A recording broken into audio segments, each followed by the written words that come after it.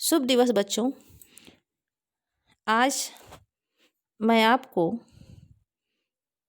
वात्सल्य के पद की व्याख्या समझाने जा रही हूँ।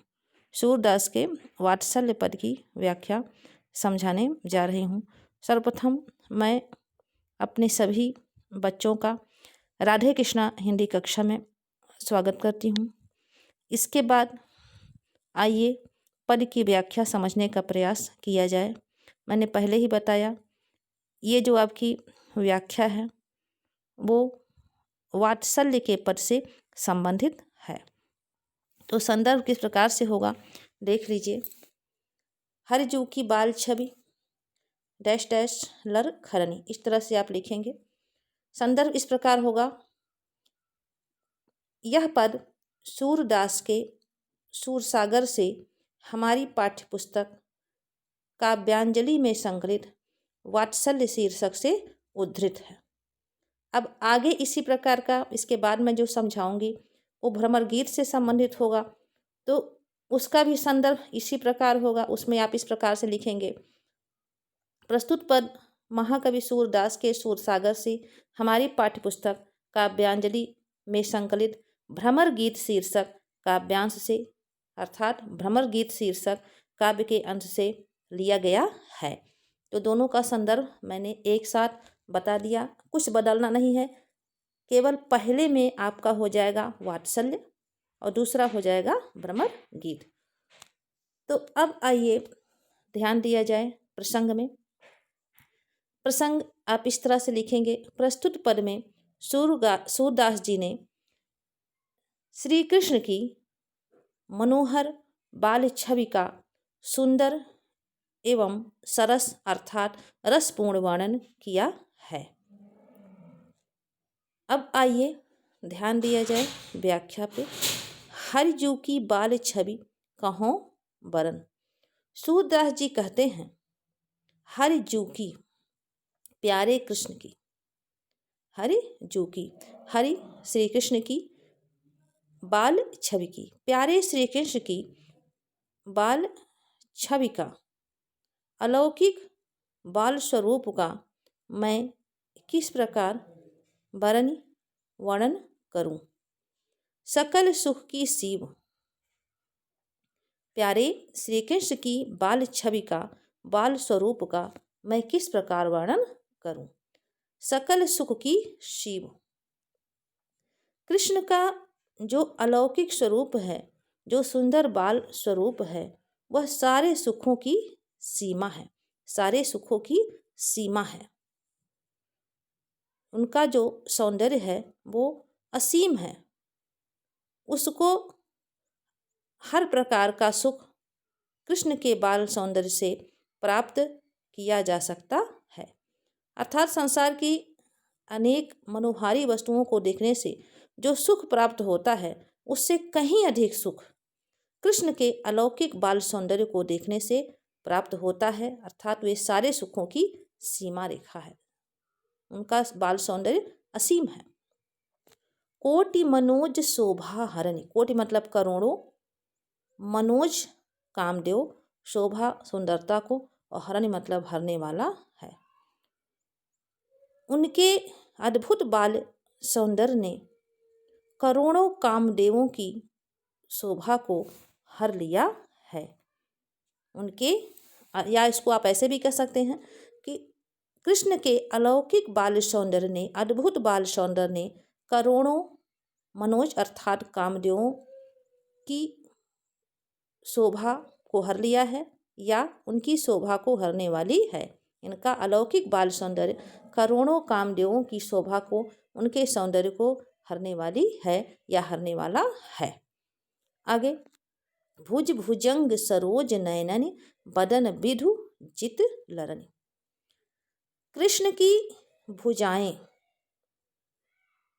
कृष्ण की भुजाओं ने अत्यधिक लंबी होने के कारण भुजंग को अर्थात सर्प को सरोज नयननि, और उनके नेत्रों की सुंदरता ने सरोज अर्थात कमल के पुष्प को, बदन विधु विदु अर्थात चंद्रमा।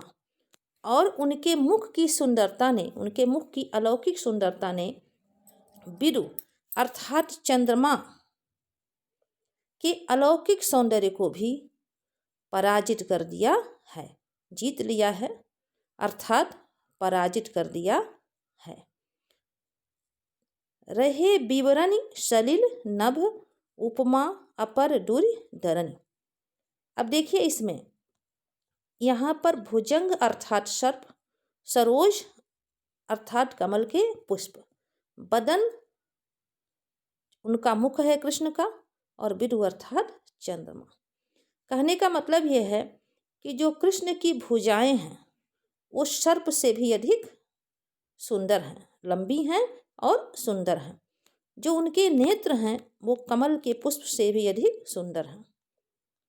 और उनका जो मुख है, बदन अर्थात मुख, वदन मुख, वो चंद्रमा के सौंदर्य से भी अधिक सुंदर है।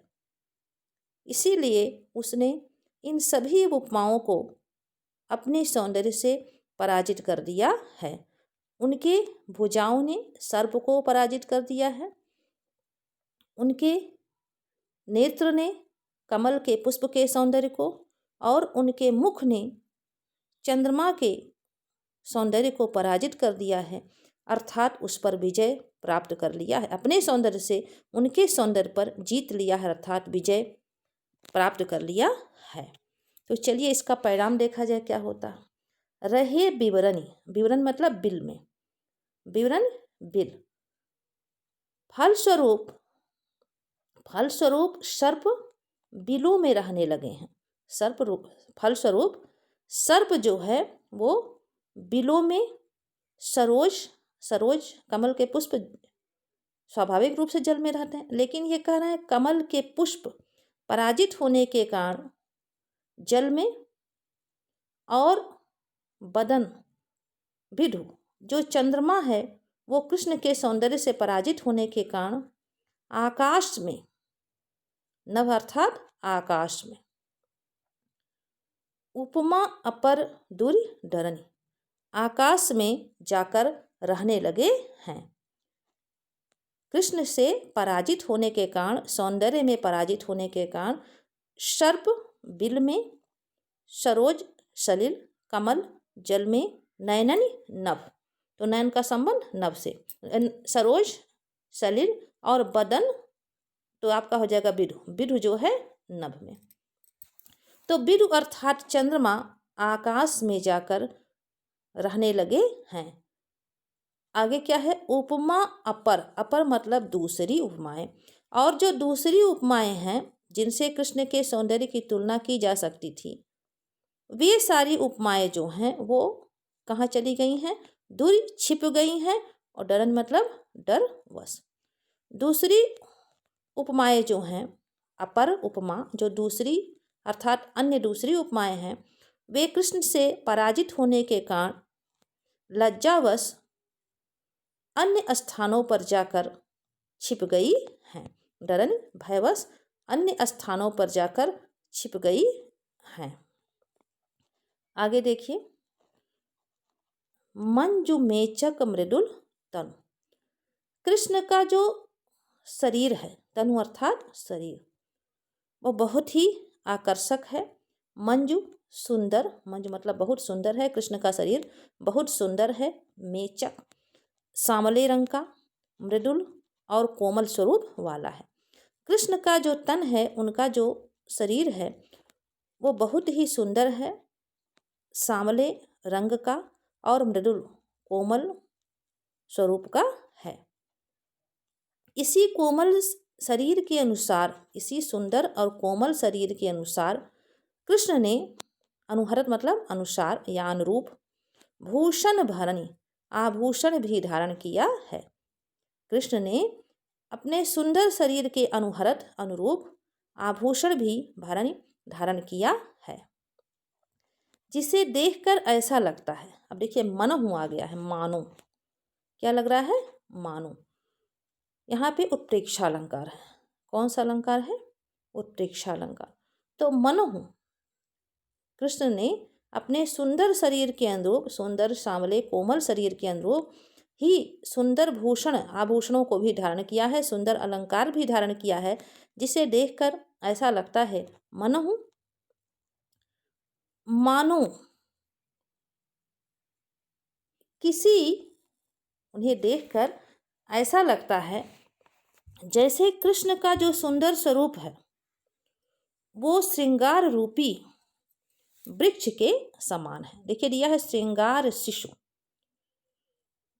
तरु, बालक कृष्ण का जो शिशु, बालक कृष्ण का जो सौंदर्य है वो श्रृंगार रूपी तरु के समान है, श्रृंगार रूपी वृक्ष के समान है। तो शिशु को आप ऊपर उठाएं, पहले ले लेंगे बालक कृष्ण का, शिशु कृष्ण का जो सौंदर्य है वो श्रृंगार रूपी तरु के वृक्ष के समान है, और उनपे उन्होंने जो आभूषण धारण किया है वे आभूषण उनकी शोभा को, कृष्ण की शोभा को बढ़ा रहे हैं, जिन्हें देखकर ऐसा लगता है जैसे श्रृंगार रूपी वृक्ष के ऊपर फर्यो अद्भुत फरन, सुंदर आकर्षक फल, अद्भुत सुंदर आकर्षक फल लगे हुए हैं, फल लगाए हैं या फल लगे हुए हैं। तो यहाँ पे जो आभूषण है उनको फल माना गया है, वृक्ष का फल माना गया है। और वृक्ष कौन है? कृष्ण का जो सुंदर स्वरूप है, उनका जो सुंदर शरीर है वो श्रृंगार रूपी वृक्ष के समान माना गया है। तो यहाँ पे देखिए उत्प्रेक्षा अलंकार है।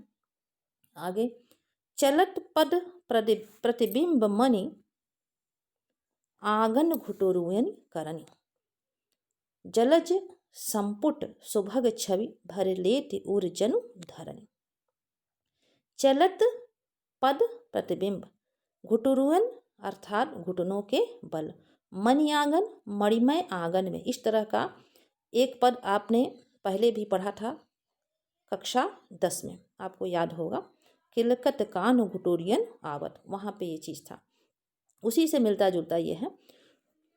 मणि आंगन घुटुरियन, जब कृष्ण मणिमय आंगन में, मणि आंगन अर्थात मणिमय आंगन में, घुटुरुवन करनी घुटनों के बल चलते हैं, तब पद प्रतिबिंब, तब उनके पैरों का प्रतिबिंब, उनके अरुण या कहें बहुत ही सुंदर पैरों का जो प्रतिबिंब है, अद्भुत प्रतिबिंब है, वो मणिजड़ित आंगन में पड़ता है।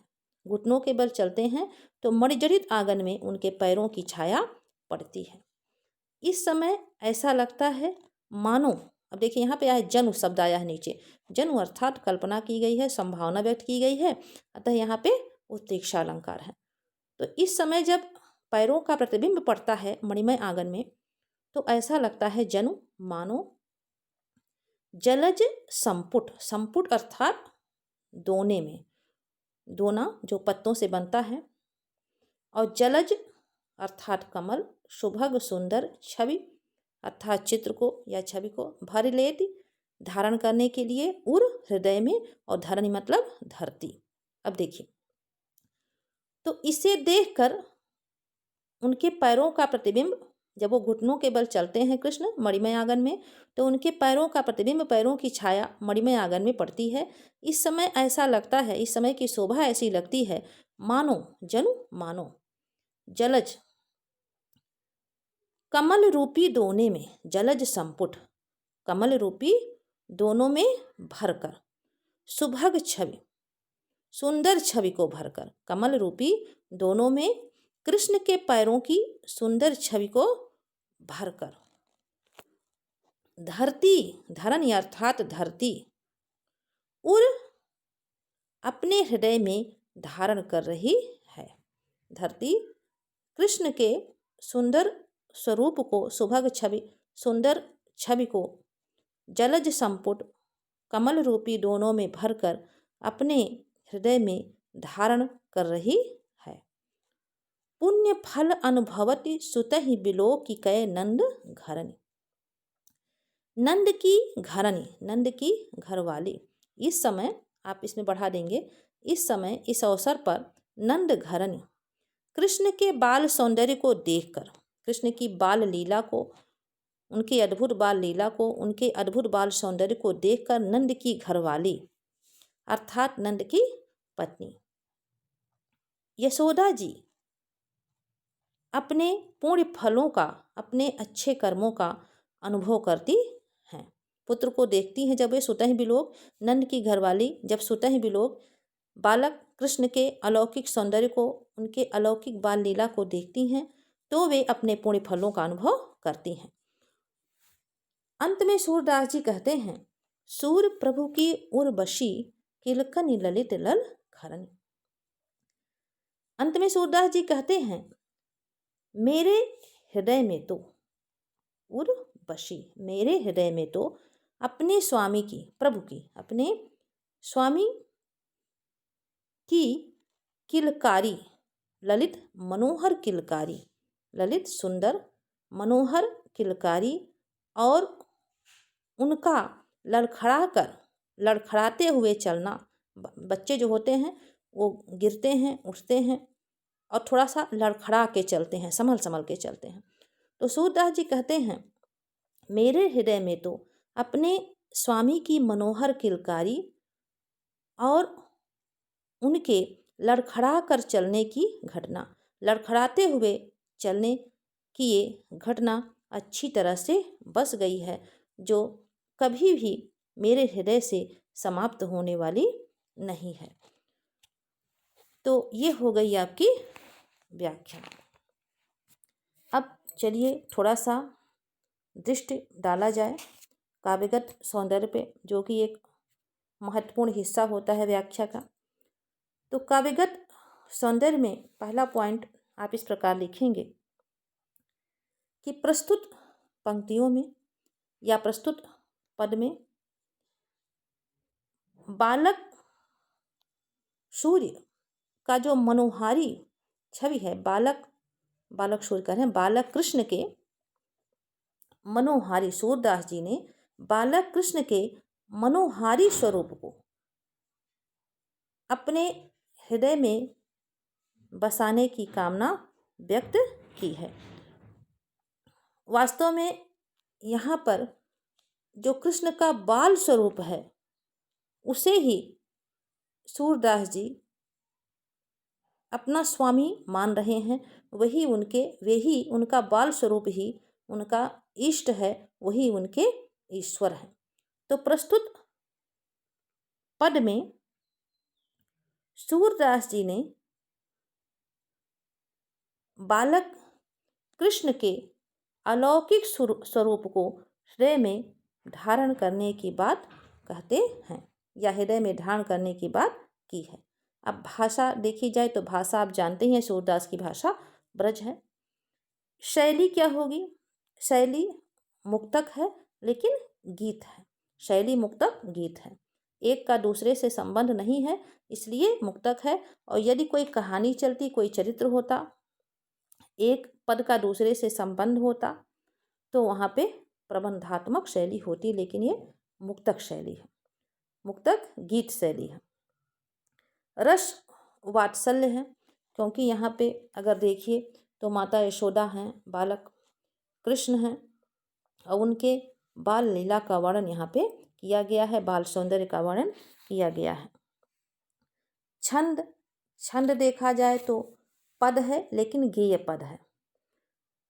गुण माधुर्य है, वात्सल्य रस जहाँ पे होता है वहाँ पे गुण की बात करें तो माधुर्य गुण होता है। अलंकार में अगर देखा जाए तो उत्प्रेक्षा अलंकार तो है ही, लेकिन ऊपर वाले में थोड़ा सा अगर हम साहित्यिक दृष्टि देखें तो उत्प्रेक्षा के कई भेद होते हैं। भुज भुजंग सरोज नयननि, बदन विदुचित लरनि, रहे विवरण सलिल नभ। अब यहाँ पे अहेतु में हेतु की कल्पना की गई है, अर्थात जो कारण नहीं है उसे भी कारण के रूप में दिखाया गया है। जैसे देखिए, सर्प जो है वो सामान्य रूप से बिल में रहते हैं, कमल का पुष्प जल में रहता ही है, और चंद्रमा जो है वो आकाश में रहता ही है। इसके कई प्राकृतिक कारण हैं, लेकिन इस कारण को इस रूप में दिखाया गया है कि कृष्ण से पराजित होने के कारण ये सारी उपमाएं अन्य स्थानों पर चली गई हैं। अतः यहाँ पे जो कारण नहीं है उसे भी कारण बना के प्रस्तुत किया गया है, कारण की संभावना व्यक्त की गई है। इसलिए यहाँ पे अगर देखा जाए तो उत्प्रेक्षा अलंकार का एक भेद है हेतुत्प्रेक्षा। तो हेतुत्प्रेक्षा अलंकार है यहाँ पे भुजंग में, और नीचे वाले में आपका मनहु सुभाग सुभग श्रृंगार शिशुतरु में यहाँ पर, और उर्जन उद्धरण में यहाँ पे हो गया उत्प्रेक्षा अलंकार। अब इसी तरह से एक अलंकार और है, मैं आपको बहुत गहरी जानकारी दे रही हूँ इस वीडियो के माध्यम से, प्रतीप अलंकार। हालांकि ये सब सामान्य हिंदी के विद्यार्थियों के लिए नहीं है, वो लोग नहीं पढ़े होंगे, साहित्यिक हिंदी में इन सब का वर्णन है। तो प्रतीप अलंकार क्या होता है? प्रतीप अलंकार में उपमेय से उपमान को हीन बताया जाता है। उपमेय से उपमान को हीन या छोटा बताया जाता है। तो यहाँ पे अगर देखिए तो उपमान को हीन बताया गया, मतलब सर्प उपमा है, कमल का पुष्प उपमा है, चंद्रमा उपमा है, इन्हीं से उपमाएं दी जाती हैं सुंदरता की। लेकिन यहाँ पे इनको छोटा बता दिया गया है। कृष्ण से उपमेय कृष्ण से छोटा बताया गया है, अर्थात भुजा से छोटा सर्प को, है ना, और उनके नेत्रों से छोटा कमल के पुष्प को, और चंद्रमा यदि है तो बदन से छोटा बता दिया गया है चंद्रमा को। तो हीन बताया गया इन उपमानों को, इसलिए यहाँ पे प्रतीप अलंकार भी है। तो ये तो हो गई आपकी अलंकार की बात। और बाकी एक सदाबहार अलंकार जिसके बारे में आप जानते हैं, जहाँ पे एक ही वर्ण कई बार आए, जैसे तो वहाँ पे कौन सा होगा आप समझ गए होंगे। यहाँ पे होगा अनुप्रास अलंकार। देखिए सकल सा, फिर सुख में सा, फिर शिव में सा, हर जगह पे सा आया है। फिर आगे देखिए बदन विधु में बा आया है, भुज भुजंग में भा आया है, मंजू में चक मृदुल में माम आया है। तो इन स्थानों पे आपका अनुप्रास अलंकार भी है। तो इस पद का आपका काव्यगत सौंदर्य हो गया। अब आगे चलिए दूसरे पद की व्याख्या की जाए। उद्धव मोहि ब्रज बिशरद नाही। इसकी व्याख्या के लिए जो संदर्भ है वो मैंने पहले ही बता दिया। अब थोड़ा सा इसके प्रसंग पे ध्यान दिया जाए। प्रसंग आप इस प्रकार लिखेंगे। कृष्ण ने विरह से व्याकुल गोपियों को समझाने के लिए, विरह से व्याकुल गोपियों को समझाने के लिए उद्धव को वृंदावन भेजा था। ये तो आपको पता ही है, वृंदावन भेजा था। वहाँ से लौटकर उद्धव ने गोपियों की विरहावस्था का, अर्थात उनके विरह से व्याकुल स्थिति का मार्मिक मर्मस्पर्शी वर्णन कृष्ण के सामने किया, जिसे सुनकर कृष्ण को ब्रज की मधुर स्मृति, जिसे सुनकर कृष्ण को ब्रज के लोगों की मधुर स्मृति, मधुर यादें सताने लगती हैं, मधुर याद आने लगती है। प्रस्तुत पद में इसी घटना का महाकवि सूरदास जी ने अत्यंत मार्मिक वर्णन प्रस्तुत किया है। तो अब आइए व्याख्या पे ध्यान दिया जाए। उद्धव मोहि ब्रज बिशरद नाही। कृष्ण अपने मित्र उद्धव से कहते हैं, हे उद्धव मोहि ब्रज बिशरद नाही, मुझसे ब्रज भुलाए नहीं भूलता है। मैं ब्रज को, हे मित्र उद्धव, मैं ब्रज को किसी भी स्थिति में बहुत प्रयास के बाद भी भूला नहीं पा रहा हूँ। हंस सुता की सुंदर कगरी, हंस सुता अर्थात यमुना नदी, हंस सुता की सुंदर कगरी, यमुना नदी का जो सुंदर कगरी है, जो सुंदर तट है, सुंदर किनारा है, और कुंजन की छाया, और वहाँ के घने कुंजों की छाया। हंस सुता की सुंदर कगरी और कुंजन की छाया, और वहाँ के घने कुंजों की छाया। मैंने आपको बताया कुंज किसे कहते हैं। ऐसे वृक्ष जो लताओं से घिरे हुए हों, ऐसे वृक्ष जिन पे लताएं छाई हुई हों, ऐसी स्थिति में जो उनकी छाया होती है बहुत घनी हो जाती है।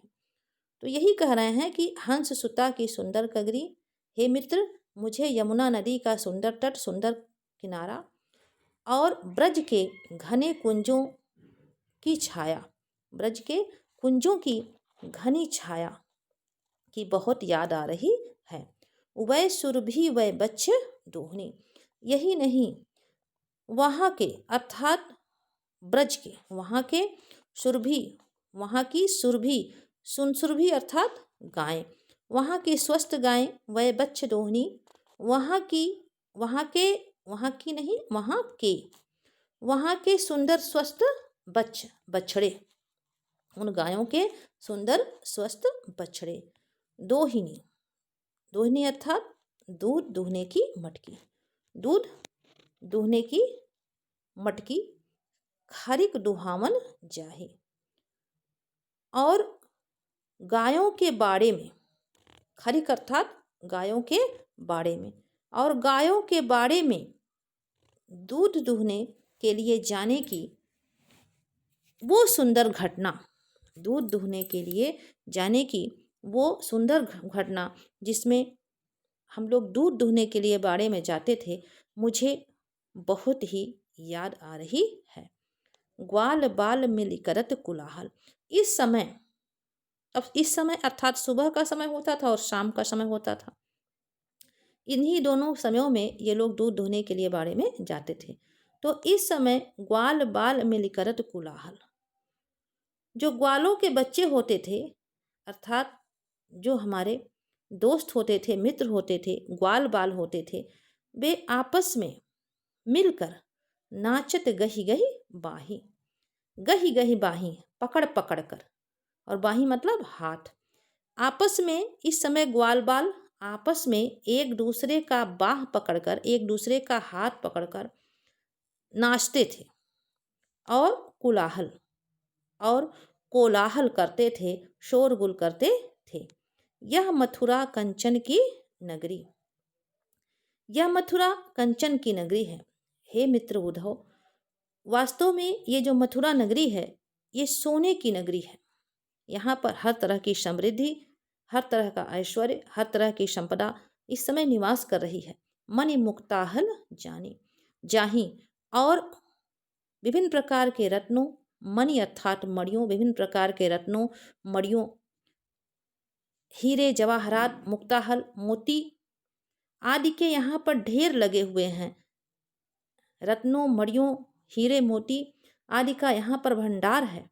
लेकिन फिर भी जब ही सूरति आवति वा सुखी, जब ही सूरति आवति वा सुखी, मुझे ब्रज के उस सुख की, ब्रज के वा सुख की, उस सुख की, उस प्रेम पूर्ण वातावरण की याद आती है, सूरत आती है, याद आती है, वहाँ के प्रेम पूर्ण वातावरण का स्मरण होता है। तो मुझे ऐसा लगता है जैसे जिए उमगत, हृदय में अत्यधिक उमंग का भाव उत्पन्न हो रहा है। तो मुझे ऐसा लगता है जैसे हृदय में अचानक बहुत अधिक उमंग का भाव उत्पन्न हो रहा हो। ऐसी स्थिति में मेरे शरीर की सुधबुध नष्ट हो जाती है और मेरा मन यही करता है कि मैं तुरंत ब्रज में पहुंच जाऊं। मेरे मन की व्याकुलता अत्यधिक बढ़ जाती है। अनगन भांति करी बहुलीला जसुदा नंद निमाही, हे मित्र उद्धव, ब्रज में रहते हुए मैंने अनगिनत भांति, अनगिनत अनेकों लीलाएं की, बहुलीला अनेकों लीलाएं की, अर्थात मैंने ढेर सारी शरारतें की, शैतानियाँ की, बाल हठ किया, लेकिन जशोदा नंद निमाही, जशोदा माता यशोदा और नंद बाबा ने फिर भी मेरे किसी भी लीला का, मेरी किसी भी शरारत का बुरा नहीं माना। उन्होंने मेरे हर व्यवहार को, चाहे वो अच्छा व्यवहार हो चाहे बुरा व्यवहार हो, मेरे हर हट को स्वीकार किया, मेरे हर जिद को माना और मेरी हर शरारत को, हर शैतानी को बड़े ही धैर्य के साथ सहन किया। आगे बढ़ते हैं। सूरदास प्रभु रहे मौन है, यह कही कही पछताहि। सूरदास जी कहते हैं कि अंत में मेरे स्वामी कृष्ण प्रभु रहे मौन, अंत में मेरे स्वामी प्रभु, मेरे स्वामी कृष्ण अपने मित्र उद्धव से ब्रज के लोगों की बात करते करते, उनका स्मरण करते करते मौन हो जाते हैं, अचानक चुप हो जाते हैं, शांत हो जाते हैं और यह कही कही पछताहि, और यह कह कहकर पश्चाताप करने लगते हैं, यह कहकर पछताने लगते हैं कि मैं ब्रज को छोड़कर मथुरा क्यों चला आया, मुझे तो वहीं पर रहना चाहिए था।